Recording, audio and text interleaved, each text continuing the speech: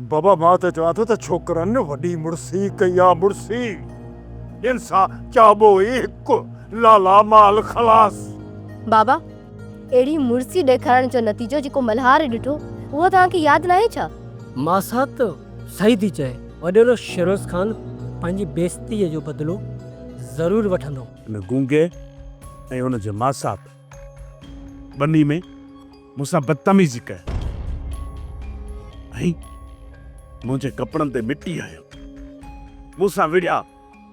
मां ख़ामोश रहियुसि बाबा, सिर्फ़ु तव्हांजे करे, सिर्फ़ु तव्हांजे करे। मता मां कंहिंसां विड़ाई सुभाणे तव्हांखे को मुंहिंजे ख़िलाफ़ ग़लति ॻाल्हियूं ॿुधाए।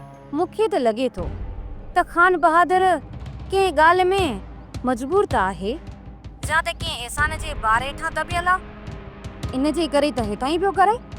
तुंहिंजे इन ॻाल्हियुनि में मूंखे हिकिड़ो रस्तो नज़र अचे पियो, बाक़ी सरदार बेजार खान जो त इन में को ताल्लुक ई न आहे। कुछ भी थे तव्हांखे पंहिंजो वाइदो पूरो करणो आहे। मां हिकिड़ा ख़्वाब ॾिसी वेठो आहियां। जेकॾहिं खान बहादुर बानू मुंहिंजी न थी न त पोइ सम्झो त कंहिंजी बि न थींदी। बेजार खान, मूं जेका तव्हांखे ज़बान ॾिनी आहे उहा आउं ज़रूरु पूरी कंदुसि।